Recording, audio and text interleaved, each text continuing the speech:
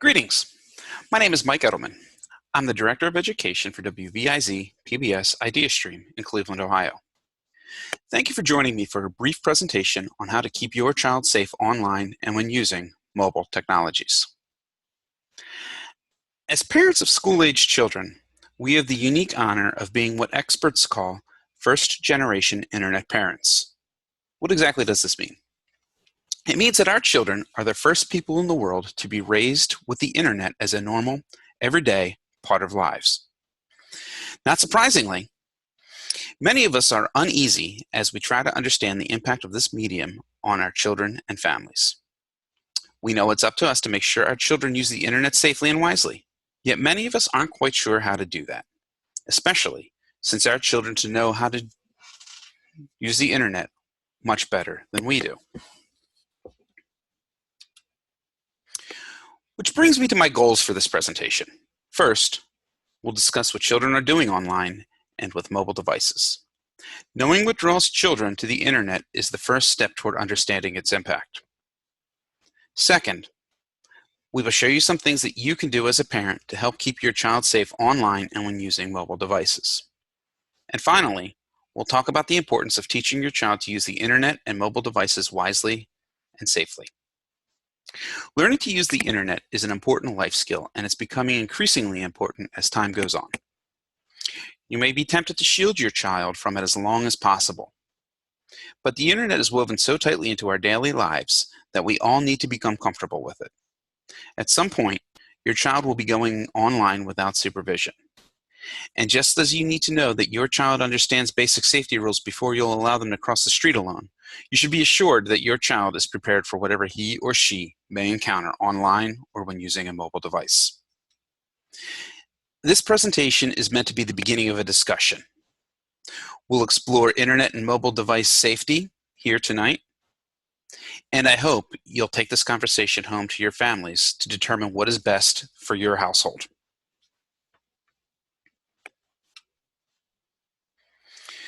With so many ways to get on the internet, it's harder than ever to monitor our children's online activities. That's why it's so crucial that we teach our children how to use the technology safely and how to make smart decisions while online. In today's world, children are being fast-tracked with internet usage. It has become their way of hanging out with friends, learning, doing homework, seeing their families, and the list goes on. The internet has quickly become their social and school world.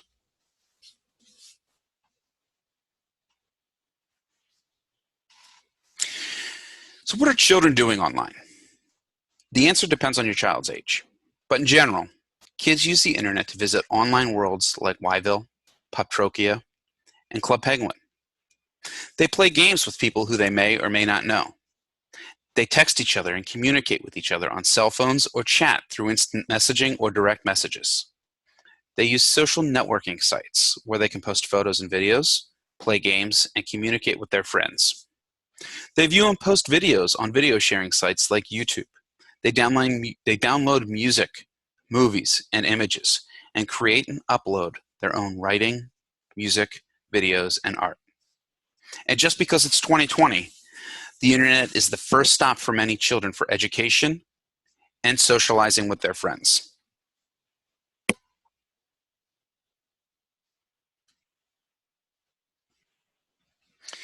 An estimated 200 virtual worlds are either live, planned, or in development right now. And the universe is expanding all the time, with major brands like Nickelodeon, Mattel's Barbie establishing their own virtual worlds. Many virtual worlds work like this. A child will join by creating an account and choosing a virtual character. Most virtual worlds are free to join, though some extend extra privileges to paying subscribers. As a resident of the virtual world, your child plays games, earns virtual money, and uses it to buy clothing, furnishings, and other merchandise for his character. Players can chat and play games with other players of all ages. Some sites geared to younger children restrict communication with pre-written messages. Some virtual worlds allow children to compose their own messages if they have parental permission, but block inappropriate words and combination of words that may reveal a child's identity, address, phone number, or other personal information. Always keep in mind that users can often get around these restrictions with creative spellings of certain words. As with anything else, some virtual worlds are better than others.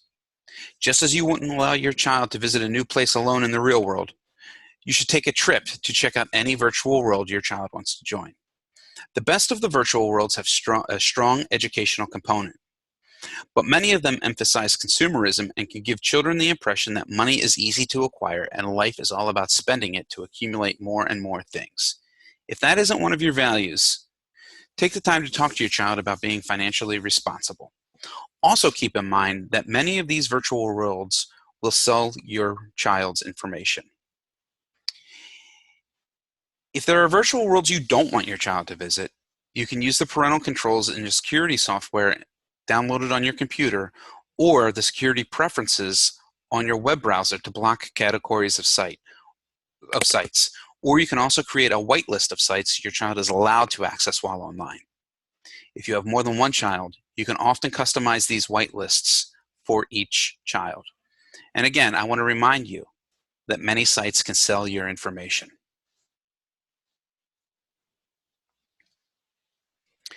Social networking sites like Facebook are very popular with teenagers and adults alike. Chances are pretty high that you have a Facebook profile, and you probably know several other people who do. In the event that you don't, or you're unfamiliar with social networking sites allow users to create profiles or pages where they can post photos, list their interests, post favorite songs and videos, play games, and communicate with friends. After a user creates a social networking profile, he builds a friends list, inviting people he knows and some that he may not know to view his profile. Friend lists can quickly grow to hundreds of people as friends link one another to their own networks of friends. Social networking sites also allow users to find and connect with people who share an interest, say in a certain television show, band, American Idol contestant, or actor. Users can discuss their interests and become friends with people they've never met from all over the world, and in many cases of all ages. Most social networking sites have age limits restricting use to teenagers 13 and older, for example. But these policies are essentially meaningless because there's no way to verify a user's age. Teenagers and preteens especially are drawn to social networking sites because the sites allow them to try on different personalities at a time when they're experimenting with their own identity. These sites also serve as a virtual hangout, allowing children to socialize with lots of people. And we all know how important friends are to preteens and teenagers, particularly in this time of social isolation and social distancing. Other sites in the social networking category include Twitter, which allows users to send out short messages of 140 characters or less to everyone who has signed up to follow them.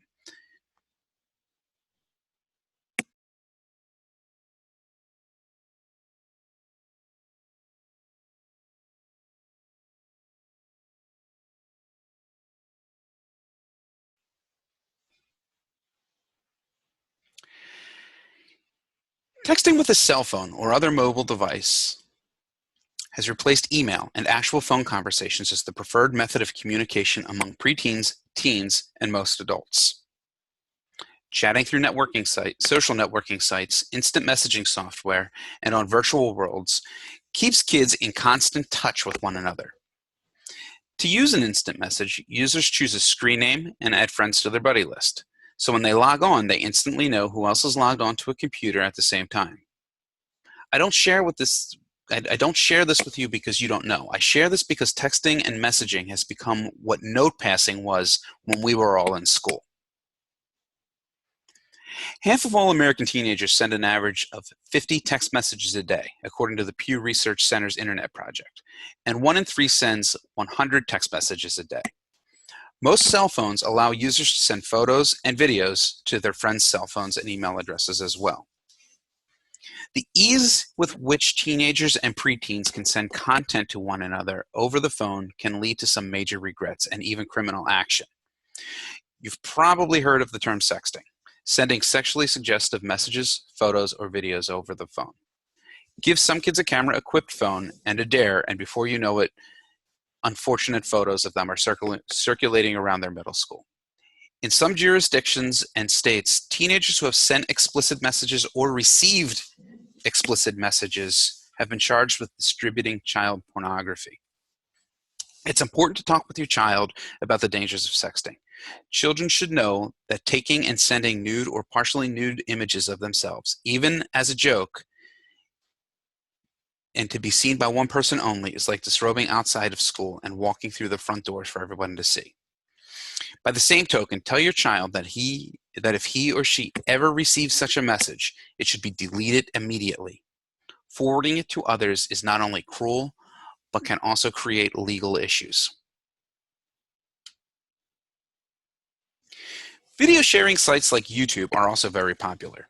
Users can create and post their own videos and view those posted by others. These sites also allow users to comment on or rate videos. YouTube and other sites restrict objectionable material, but because it's up to users to report violations, viewers may still be exposed to inappropriate content.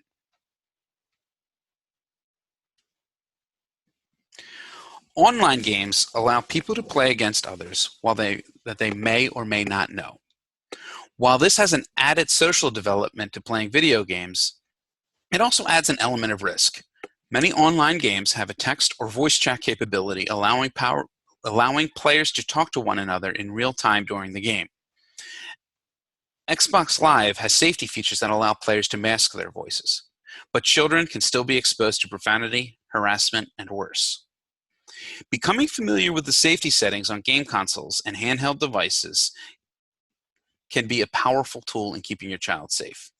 These can give you some control over your child's gaming, allow you to restrict the types of games your child may play, designate the amount of time your child plays, and even set the time of day he or she may play. You can also set safety options and to pre-approve friend requests to play online or to disable internet access altogether. And always encourage your child never to meet somebody that they met on one of these sites. Now let's take a look at some of the concerns that arise when children use the internet. What are you most worried about as parents? Issues include online bullying, viewing inappropriate or disturbing content, and downloading viruses and other damaging files. Another concern is much less common, and that is the concern of sexual predators. Let's start with cyberbullying, which means using the internet or other communications technology, such as cell phones or direct messaging in apps, to tease, harass, threaten, or intimidate another person. It can happen through online games, social networking, video sharing sites, virtually anywhere on the internet. It can also happen through cell phone text messaging. Some examples of cyberbullying are posting or forwarding a private text, instant message, or email to others, tricking someone into revealing personal information and then forwarding it or posting it to where others will see it, forwarding or posting embarrassing or unflattering photos or videos, and this includes sexting, which we referenced earlier, spreading malicious rumors about classmates and others, stealing passwords and using them to lock a victim out of his own account, to change the content of the account, and or to post or send from the account while pretending to be the victim. Stealing a cell phone and using it to send embarrassing or hurtful texts while pretending to be the victim. Cyberbullying can be just as hurtful as being pushed around in the schoolyard or being called names at recess. In fact, it can be worse because it happens to children when adults aren't around, and it happens in their own homes, the very place that should be a refuge from hurtful behavior. The anonymity of the internet often emboldens bullies to say and do things that they would never do face to face, and the victim may never know the identity of their harasser. Talk with your child about cyberbullying before it happens, so he will be prepared if it does happen. Teach your child never to respond to taunting or teasing online. Fighting back often escalates a situation. Never reveal personal or potentially embarrassing information in a text, instant message, email, direct message, or an online posting, even to a close friend. Before your child puts anything online, he should ask himself how he would feel if his classmates, teachers, principals, parents, and the rest of the world were to see it. If he wouldn't want anyone else to see it, he should keep it to himself and not post it. It's also important to remind your child not to use the internet to hurt other people. Not only is it wrong, but often it is illegal to harass or threaten another person by any means, including the internet.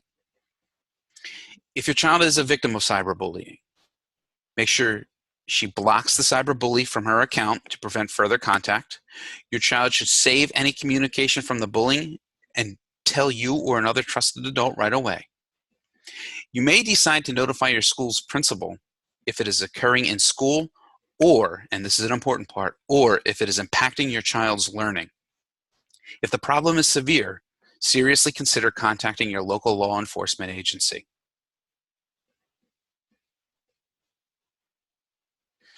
The very same feature that makes the internet such an amazing resource is its ability to give us instant access to vast amounts of news, information, and viewpoints can also expose our children to frightening and disturbing content.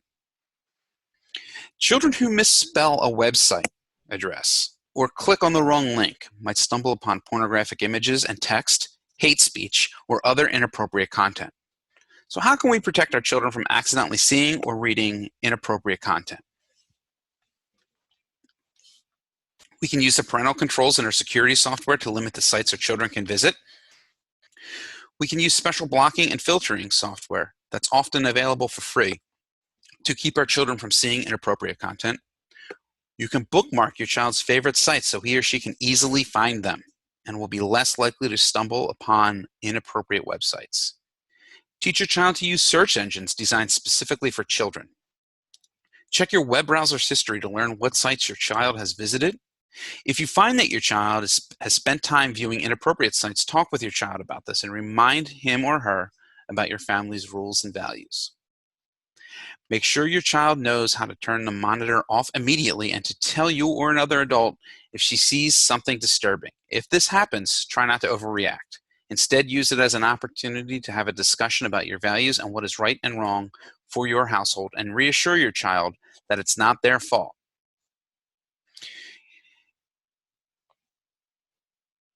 Your child is often more likely to report objectionable material if they know they will not be punished for accidentally stumbling upon it.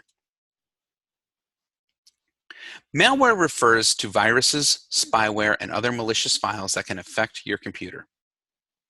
Malware can track the sites you visit, steal your personal information, including financial data, and even use your computer to send spam or infect other computers. The best defense against malware is to have up-to-date virus protection software on your computer, but it's critical that you teach your child how to avoid content that might infect your computer. Make sure your child knows.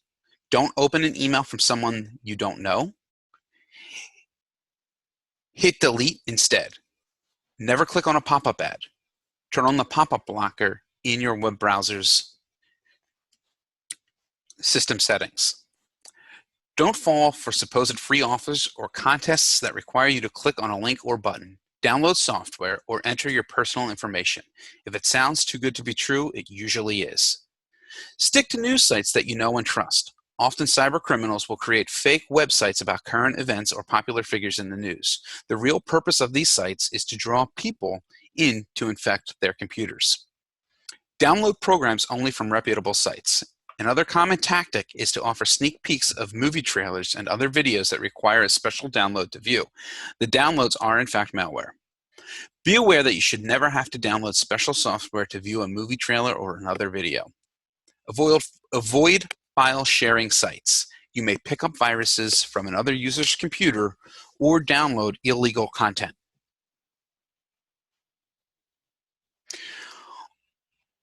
Online sexual predators are people who use the anonymity of the internet to portray themselves as children or kindly adults.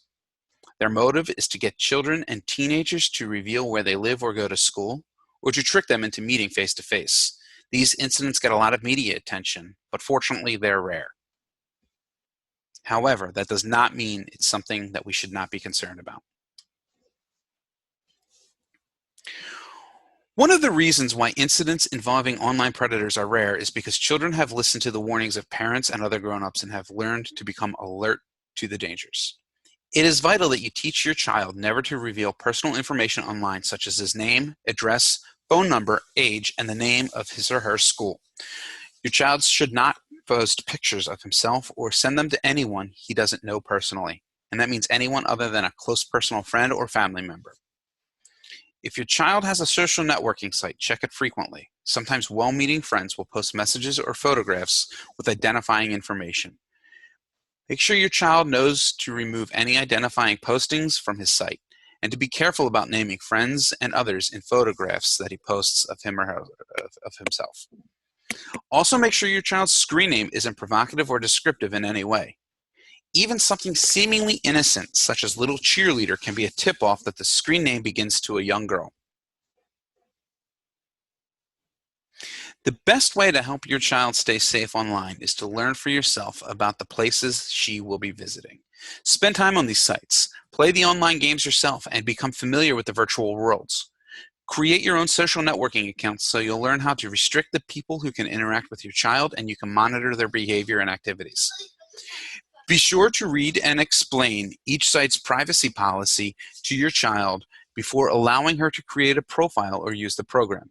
Many sites also post safety tips and have some online tutorials. Make sure the sites and applications your child uses allow you to restrict access to approved people only. That way, nobody will be able to view your child's posts or get in touch with him unless you or your child grants permission.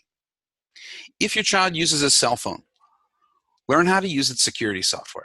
Most cell phones have GPS technology, and a child may download apps or special software that send their physical location to friends.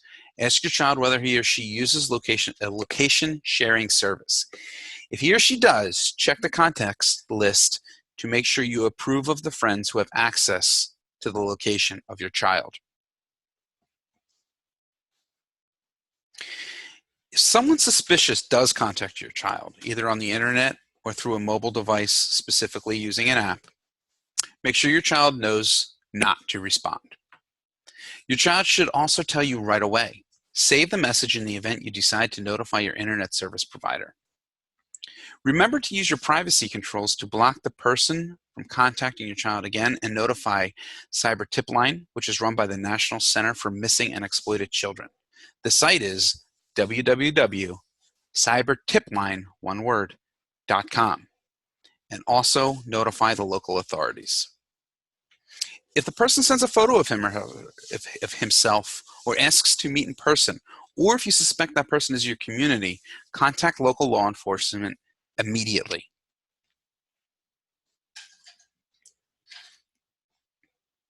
Here's some basic rules for using the internet. These will help keep your child safe. Have your child sign an internet safety contract. Many are available online. Keep the computer in a family area where you and your others can easily see the monitor. Additionally, make sure that tablet devices and cell phones are not taken into the bedroom when your child goes to bed. Not only will this improve sleep patterns and sleep habits, but will also protect them from late night use of the internet.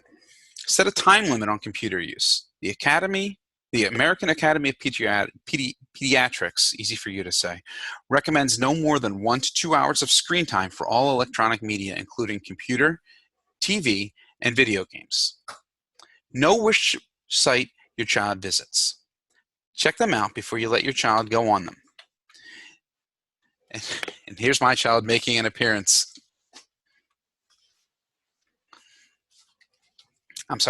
Know who your child socializes with online. Check your child's buddy and friend lists to make sure no one is on them that your child doesn't know personally.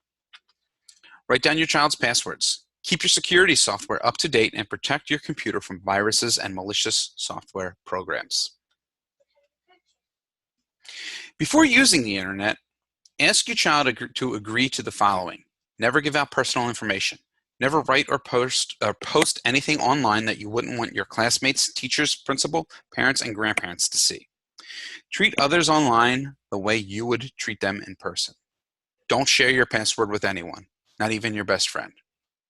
Never open an email from someone you don't know. Never download or click on anything without checking with your parent first. Finally, be sure to heed your own advice. Many parents love to post photos and talk about their children online.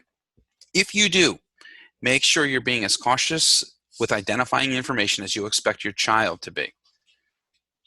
Of particular interest is our bad habit as parents to share specific information about our child's school. Please be mindful of that. Here are some helpful resources that you should know about. These are all listed here on this slide. Connect Safely is a website with tips, advice, news, and blogs about online safety. All Safe Sites is a search engine with sites that have been reviewed to make sure they're safe for children. Common Sense Media will let you know which websites are appropriate for your child, so it's a good place to start to get the scoop on the sites your child has been asking to visit. School Family Media is a great resource as well, providing many safety tips and online training sessions for parents. All 5 of these sites were used in the production of this presentation. I thank you for your time, and I wish you a good night.